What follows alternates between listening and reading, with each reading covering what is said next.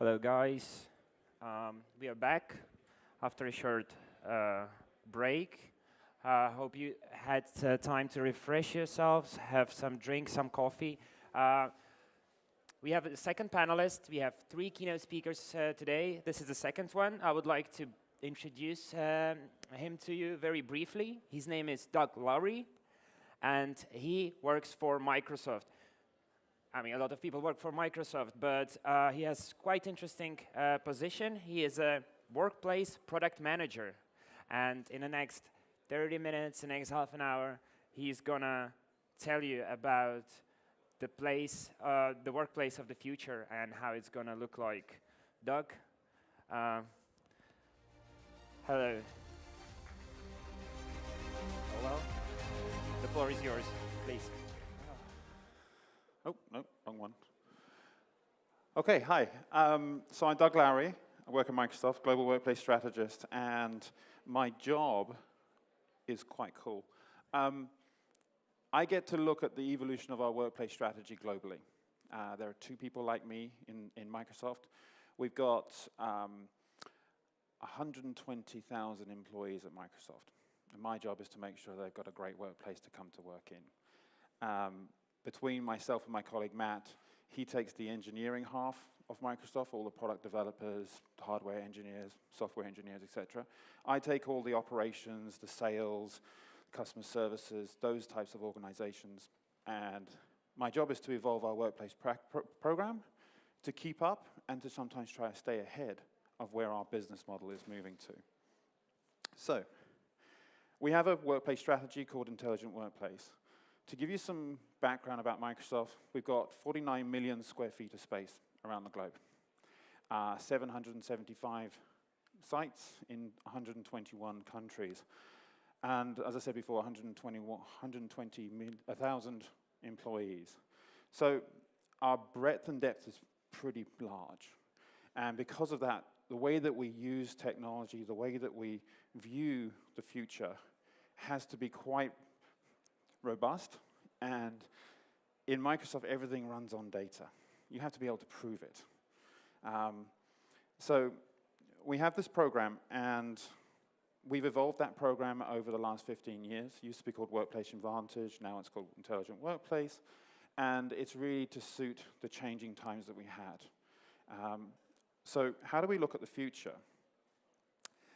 We look at what disrupts. And we're trying to understand what do we need to be prepared for coming in. This slide here shows you stuff that's going on. All of this technology exists today. Everything on there, even down to AR in the contact lenses, where you can do video gaming, etc., just through a very thin layer on your cornea. It all exists today, but it's been leveraged in different ways. And the speed of technology change, the speed of innovation is just getting faster and faster and faster. We're predicting that by 2020, 1 million devices will be hitting the cloud every hour. 1 million new devices on top of the next, snowballing along. Technology is moving at such a pace that we need to figure out, okay, what is it that we need to be looking at? Because you can't look across everything. So we have focused our future of work on employee experience. And when I say employee, it could be anyone. It could be a customer walking through our doors. It could be a contractor. It could be the receptionist. It could be the cleaning staff. It's really about actually, how does this space serve your needs? And if we look at the disruptors, the two areas that we see that we need to focus more on is workforce, generational change. By the way, I live in Czech Republic, but my Czech is terrible. But I did catch up on a few of the talks earlier. We're talking about the generational changes and the new generations coming into the workplace and the effect and the impact they will have. Digital natives who grew up with an iPad. That's changing their expectation. Their expectation is very different from my expectations. Very different expectation from someone in an older generation above me. So we need to have a strategy that's going to cover not just for the next generation coming in, but also for the generations that we value and trust today and the generations that we've had for a long time too. So workforce definitely changing. Technology, that's an obvious one. Just this morning, Apple launched their new iPhones and their new watch, that if your heart monitors your health and well-being, if your heart slows down and stops, it calls emergency services for you. So Apple's now tapping into the healthcare industry, into health insurance, different markets that where tech companies haven't thought about going into before, we're going into now. Microsoft's core vision, the cloud, artificial intelligence, and quantum computing. Those are the three big areas that we're investing in to understand the richness of data, trying to get a handle, and try to encourage others to be more productive. In past, Apple and Microsoft, I would never be talking about Apple and saying that they've launched a new product in the past, but we do today because we work with Apple so much. Because all of our productivity platform runs on their hardware. Okay, so we have engineers from Microsoft working with Apple, Apple engineers working with us. We're all coming together as an organized and an industry in technology. So these things are changing. They're the disruptors. And what is my role? What do we need to change to keep up with that and to future-proof our workplace strategies going into the future? 3 areas: flexible workplace. I'll touch on that later. Predictive analytics, I'll talk a lot about that. And then service and operate. How do we service these spaces? How do we operate this space? There will be changes in this. So I'm now going to say why we're doing this. So this slide here is a typical corporate real estate consultancy firm, whether it's JLL or CBRE or they're the kind of big players. They look at Maslow's hierarchy of needs in terms of workplace. And where is the money? And who's looking from what angle? Okay, from a real estate perspective, from facilities, we're looking from the bottom up. We're looking at, okay, power consumption, how do we operate the space, that kind of stuff. In the middle layer, you've got, if we go into where the value of the money is, the middle is how much space do we need? How is that space, what kind of space types are we providing there to make our people productive in those spaces? But the real value is the 300 at the top. This area up here is the productivity of our employees, the experience they have. That's where the value proposition is. That's what costs company money. It's their people. Keeping those people, it's war for talent, is a high agenda of any CEO. So we need to figure out, the occupants looking at from, am I happy at work? Is this company providing me for all the things that I need to do my best work and keep me engaged and interested?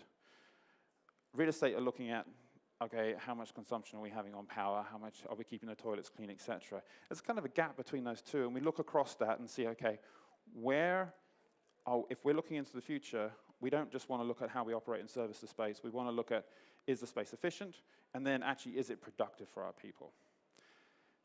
We've partnered with a number of companies. This particular slide here shows you the approach that Steelcase has as a global furniture manufacturer.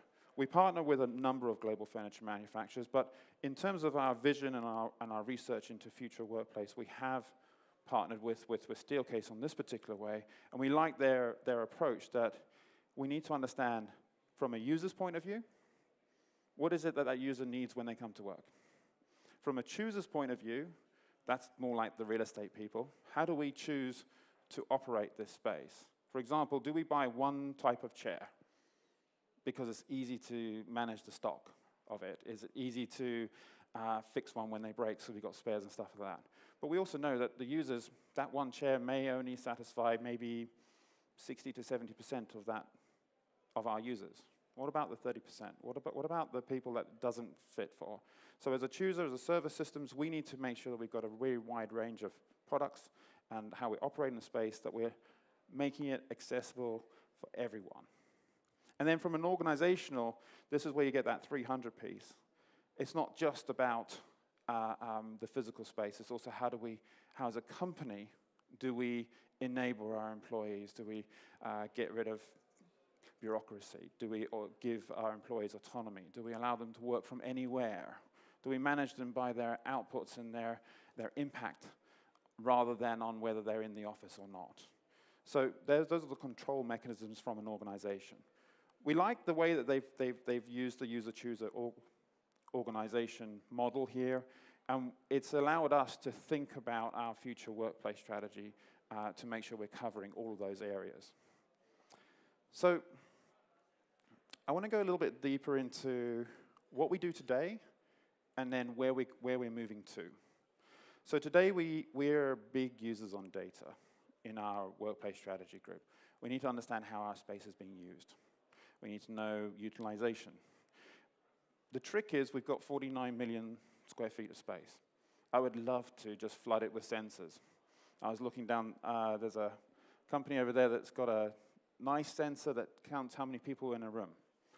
Fantastic. I'd love to know what my utilization of all my meeting rooms are, because I know from all the observational studies that we've done, 50% of our rooms are only occupied by one person. But our phone rooms, which are designed for one person, are only used at 20% of the time. So our big meeting rooms are used by one person. Is that effective use of space? Is it effective use of our resources? It's not. We know that 0.9% of the times, rooms are occupied by 10 or more people. So that made us question our own standards. We've got meeting room standards. Our small meeting room is designed for 8 to 10 people. Never mind medium, large, extra large rooms. So supply and demand is off. We'd love to go and use that technology and put IoT sensors into every single one of our meeting rooms. The barrier for entry for us is just huge. You can't do that with 49 million square feet of space around the globe. So what do? We look for existing infrastructure. We have a security system like most large enterprise customers or corporates. So you badge in and you badge. Sometimes you badge out. We don't badge out. We can walk out of our buildings whatever we want. So that gives us a feed. That tells us the total number of people who are in the building every day. Great. That's a start. But we also know we're a company based on knowledge workers who come in and out of the office all the time. We know that one person may come into the office in the morning and leave at lunchtime. Another individual may come into the office at 2 o'clock in the afternoon and work through into the evening. The system says 2 people are in your office. In reality, 1 person was in the office at any point in time. So how do you get that information? So we've tapped into our wireless infrastructure. And that tells us how many devices are in our buildings. And we look at the network data as well to see how many people are using that space, using the network at which points in time through the day. Using machine learning, we compare devices to the badge. So, for example, you swipe in at 9 o'clock. The system looks at all the devices that hit the network at 9 o'clock, and then over 90 days works out the reoccurrence of the same swipe, same devices hitting, they're paired. Great. Now I know when they've left because the device drops off the network. So now I've got an extra layer of fidelity in our data. That's what we call peak average attendance. We then can aggregate that information and slice it in many different ways because we know who those people are. Now you'll be saying GDPR says you can't do that. GDPR is a governance model about how you manage data. You have to protect the PII, personal identification information. We protect it in a way that the system is enclosed in a secure network. It's within, if you're a customer of it, it'd be within your private cloud anyway, so it's secure and managed in your own space. There's no human intervention at that point anyway. And then you group it by wherever you need to group it, from an organizational hierarchy, or maybe you want to use a second slicer, like, for example, workplace analytics that looks at your human network. Who are the people you engage with? Never mind your organization. Personally, I don't actually engage much with the people in my group. I engage much more with certain leaders of different business groups. That's my organization, really. I want to be able to say, okay, let's slice the data, your attendance and utilization by this group that's come together, rather than the organizational hierarchy. You can then, once you've grouped it, you de-identify the information, you anonymize the information, so therefore you can't ever catch an individual and say, okay, why weren't you in the office last 6 months? So that's how you can use that data. That's where we are today. What we're doing now is we're overlaying that with extra pieces of information, new information coming in. Whether it's IoT sensors, where we can compare, now that we know utilization, we can compare it with parking, for example, and seeing, okay, do we have enough parking infrastructure? Can we predict models where there will be new technologies coming in that will affect parking, and do we need to build more parking infrastructure or not? Or you can look at the way we service and operate space. So if we know that one space is used highly, a lot of the time, and another space is not used so much, can we adjust cleaning schedules? It's all about insight. If you've got big enough platform to handle this amount of data and cross-reference the data, you can gain knowledge about how to run your space more efficiently and better. And therefore, then you can start really chipping away at user experience. If you've got the right amount of space, then focus attention into what does that space feel like? What does that space do for you? So from a simple calculation, if you know who's using your space and you know how that space is being used, you've got a supply and demand calculation. Right, so that gives you all the insight you need to then move forward. The problem we have is our research cycles take too long. So this graph here, I'll just explain the graph quickly. The gray line is our occurrence of projects. They're happening all the time. In Europe, Middle East, and Africa alone, we are running anywhere between 30 to 40 capital projects at any point in time. Capital project equals over $1 million spent, investment. Okay? So these projects are happening all the time. Our research cycles, however, are really long.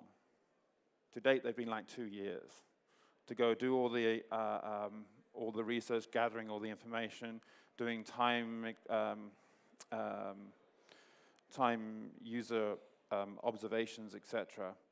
It really does take a long time for us to get to a point where we then develop that information, we process that information, we work out what the impact is, and then we'll come back with a view of what to do next. 2 years it averagely takes.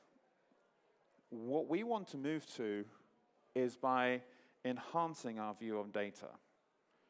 We want to get to that yellow line at the top, which is a continuous system that is always feeding in information, whether it's through usage, whether it's through feedbacks or survey loops or anything, and bring it all surfaces up into one place where we can actually assess all that information and make changes along the way, rather than wait for a big capital investment, which might take once every 3 years for a site or once every 5 years for a site. That takes too long. So that's our goal, and then I'm going to look at how we're going to get there. So our vision is, if we look back, we used to have private offices for a long time. That's how corporate buildings used to be built. Then it moved into open plan. We took away all the walls, and we made lots and lots and lots of desks in an open area. That kind of went away for us in 2008, and we moved into activity-based working, which was the industry trend of what we seem to be in today, which means that you're building a variety of spaces and relying on the user to move location when they're changing their activity. So say, for example, you're doing some focus work, you're going to be at your desk working, and a call comes in. You don't want to disturb everyone else. You get up and you move to a phone room. That's activity-based working.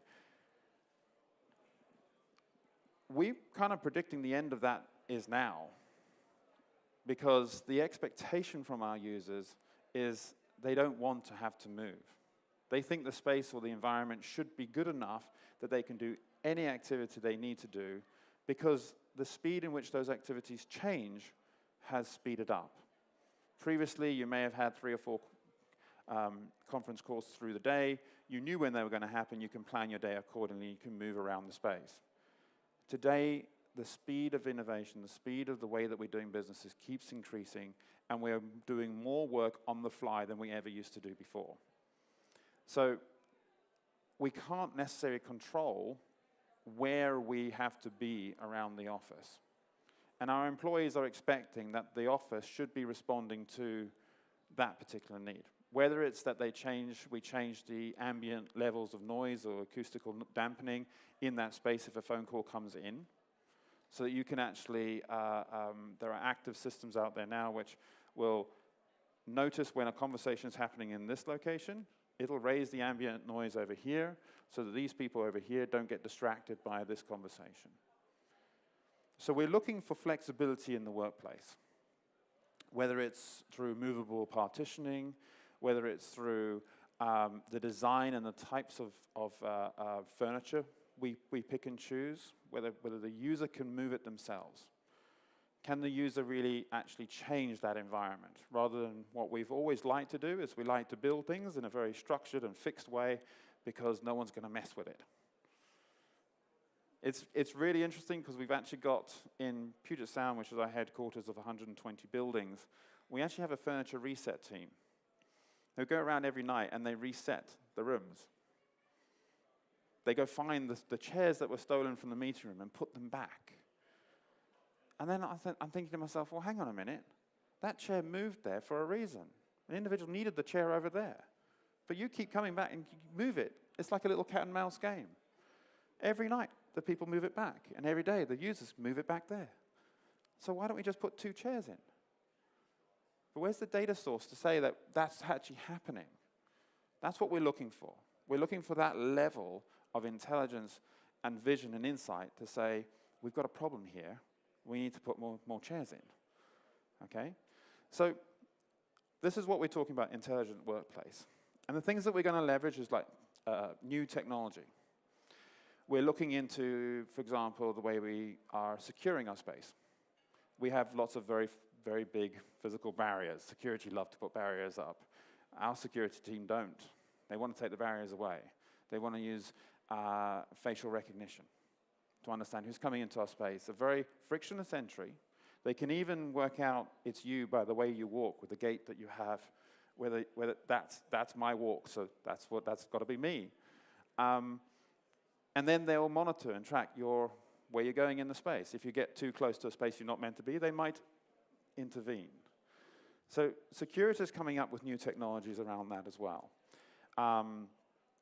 Quantum computing is going to make a big difference.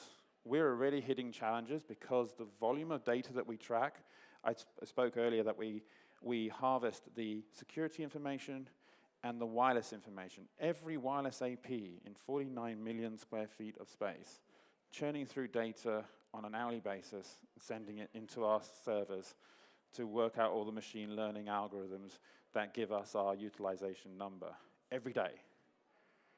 In the beginning, when we set that system up, it started dropping. And we're thinking, why is this day 0? The fact was, in 24 hours, there wasn't enough time to compute that volume of data. So it started again, ditched the data set, started the next day. So we changed the source code. We used Spark instead of HTML, and we made it twice as fast. Great. Can we go put more data in, more data in? As I said before, 1 million new devices hitting the cloud every hour by 2020. We're going to be handling so much more data going forward. That's why we're investing in quantum computing.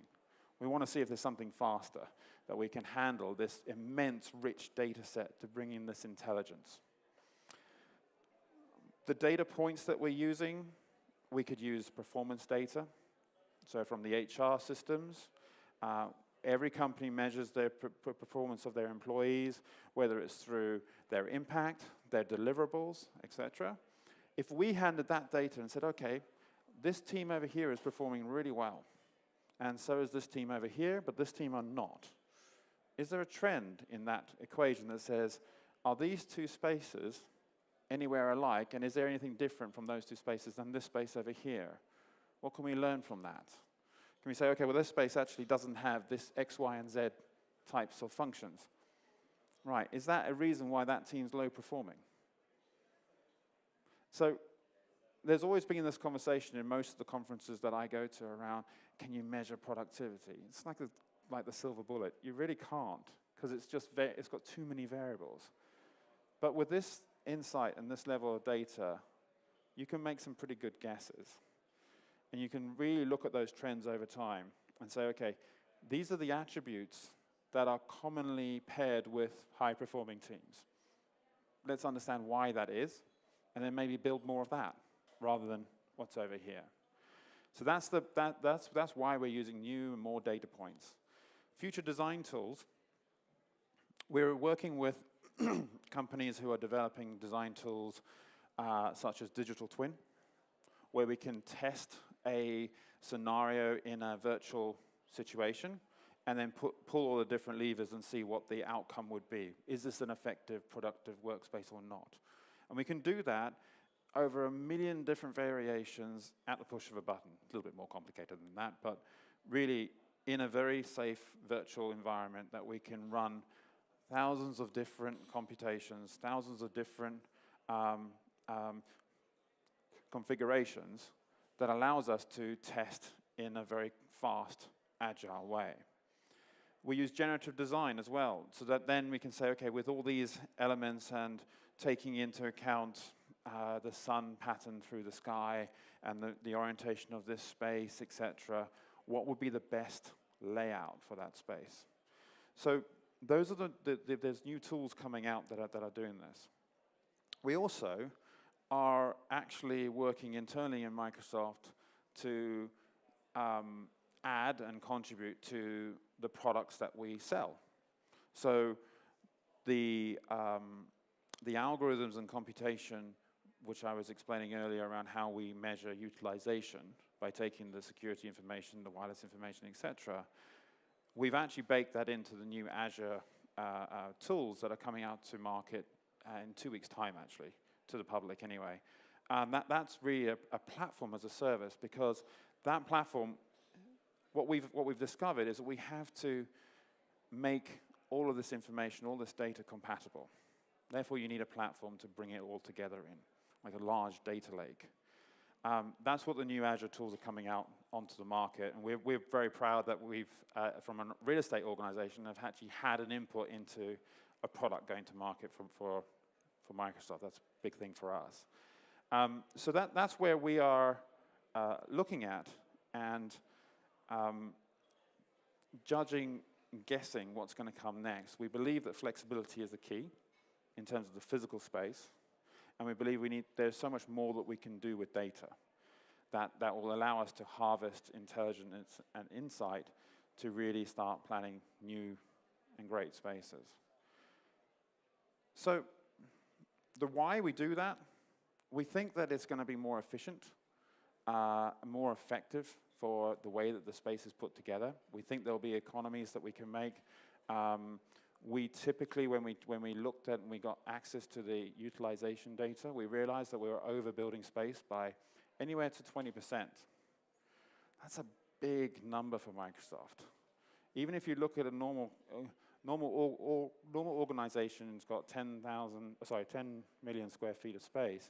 If you run the maths on, if you took away 20% of that, that's millions of dollars saved every year, if you're able to do that with one big magic sweep.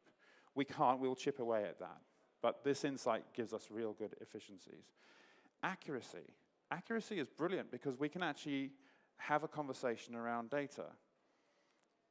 In the past, our conversations with the businesses when we came in as a real estate organization to say, hey, we've got a new opportunity, we're going to build a new building over here, how much space do you need? They'll say, well, I've got 20 people, I need 20 desks, I need this, this, and this. Now we say, well, right, we're building this new building, and we've got all this great space, and we're going to actually give you the every single desk in the building, because you've got access to all of them. But we know how much you actually come into the office, and we know how much, and we're predicting that you're going to be coming into the office in this kind of profile. Based on data, because they always say, how do you know that? Because we can slice this information in any way we want, we can slice it by that particular business group. What we do is we don't show any information that's below 10 people. So we aggregate all the groups that are below 10 people together into one number. That's how you also make sure that you're de-identifying the information. But that conversation changes the dynamic and the trust level very quickly to actually start talking about productivity, to talking about, okay, we can actually have a conversation about where's your business moving, what's your business model, what's your drivers, and let's understand whether we can make a physical built environment that supports that, rather than the age-old argument we used to have about the number of seats. So, insight as well, that's how we're becoming leaders in this area, and we're advancing the way that we can handle all the different business groups within Microsoft, which are vast. The benefits for the users, you've got them there, but on both sides, I would say the major benefit is trust. And that's where we are today, where we are that trusted leader. Some areas changed within Microsoft where we now actually own those budgets as well as to where we're going to invest. The change that we've had in the relationship that real estate have with the business is remarkable over the last 5 years as we've developed this type of data insight and this type of intelligence. Okay, that's what I had to share with you today. Are there any questions? Doug, thank you very much.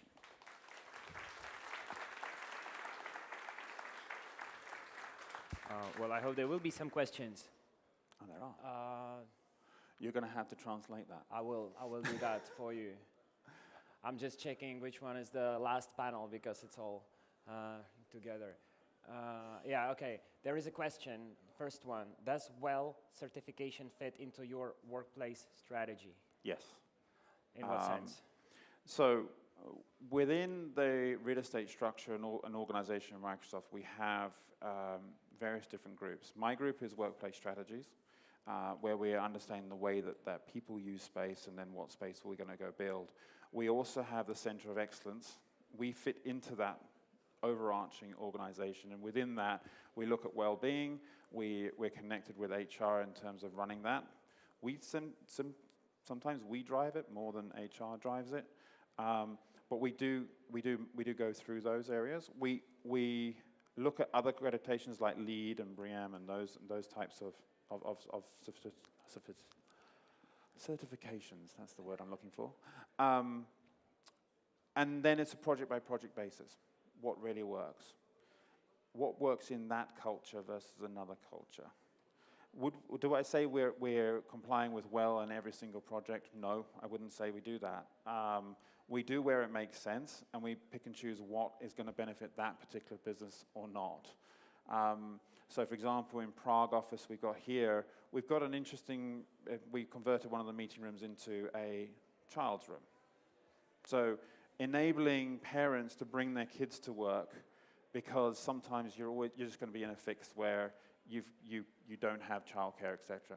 Those types of things, being able to have that type of access at work and that type of facility to support you is really valued from the employee perspective.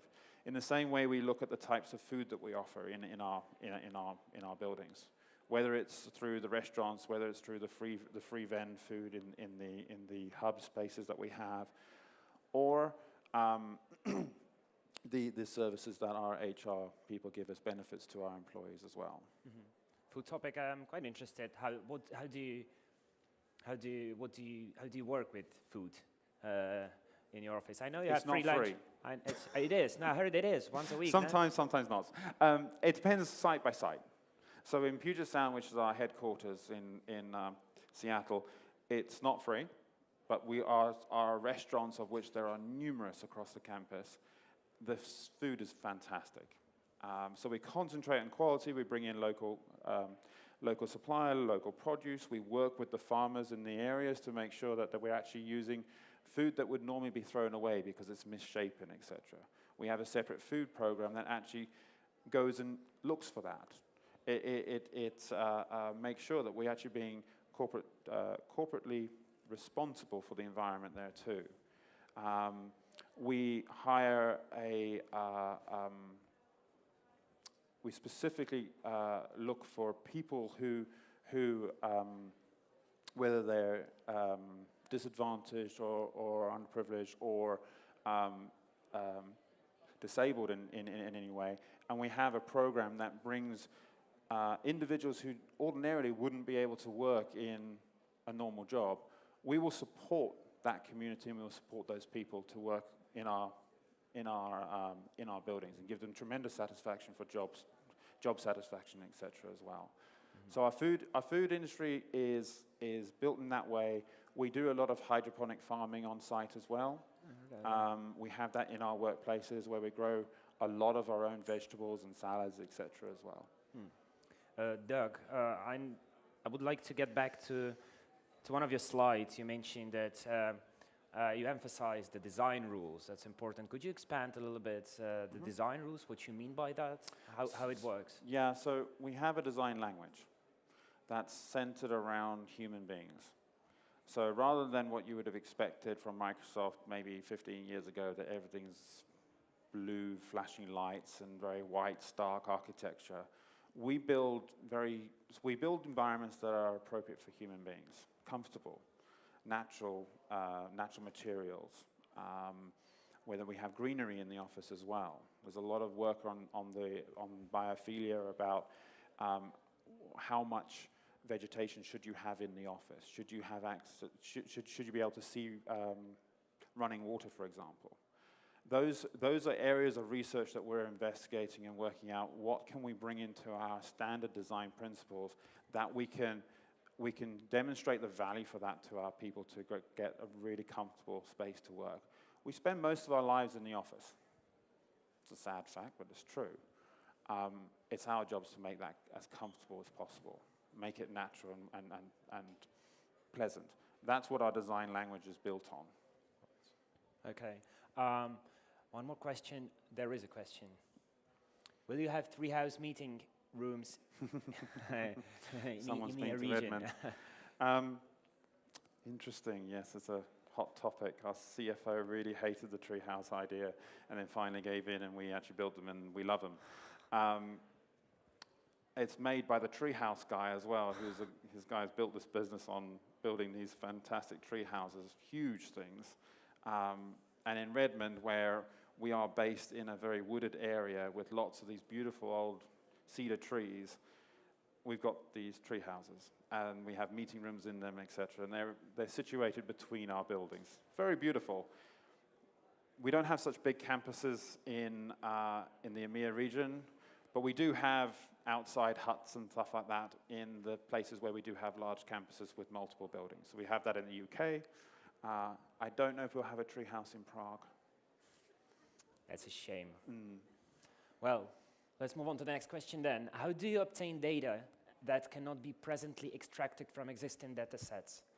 And do you run surveys among your employees? I don't know how it's related, but we do run surveys, whether we do them as post-occupancy evaluation surveys, which is typically 6 months after a change to the built environment. We want to see how that works.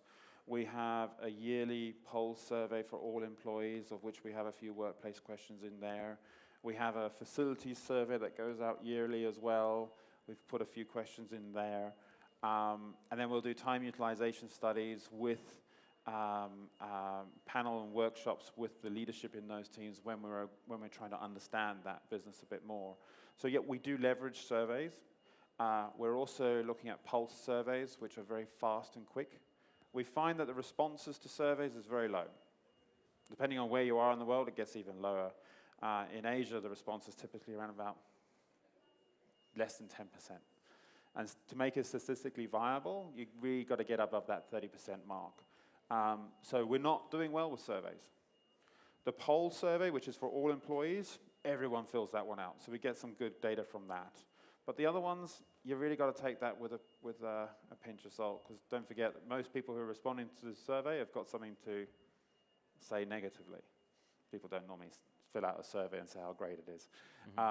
So it's how do you cross-reference that information and see whether there's a trend, or whether it's noise, or whether it's statistically valuable or not, or whether there's one particular person who's really upset, and actually just we need to go speak with that individual on a one-to-one basis and understand why that is.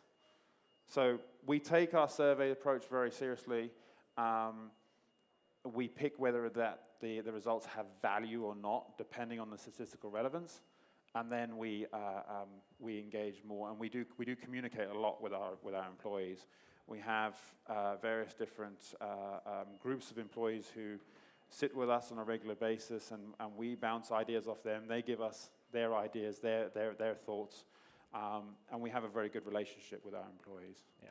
Thank you. Thank you for scrolling. Extracting data, obtain data that cannot be presented or presently extracted. There is a lot of noise in the system. Workplace analytics is a great tool, but it can easily be pulled apart. So, for example, I get an email at the end of the week that says, you spent this much time focusing, or you spent this much time emailing during meetings. Going, yeah, but I'm using email as my notes. So you've got to take these things and understand, this is just information. Use what you think is valuable, ditch the rest. Don't get hung up on it. If you don't think anything's valuable, find a different data source. So I think from that perspective, you really just need to take the data and understand what's driving that data. Is there anything of value behind it? Is it showing a definite trend? And then act on that. That's the insight piece. Actually, it's a quite huge topic among corporates in the Czech Republic. They talk about IoT, they talk about sensors, they talk about data collection. They don't know how to utilize it, and that's primary problem, how to deal with a lot of stuff that you get into your computer with big data. The majority of that is caused because of incompatibility.